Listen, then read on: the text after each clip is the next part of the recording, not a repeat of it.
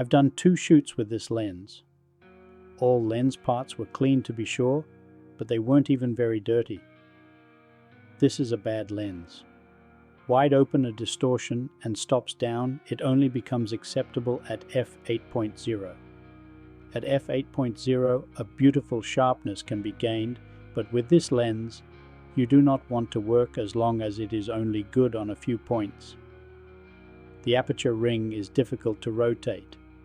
I had high expectations of this lens, but it doesn't come out well.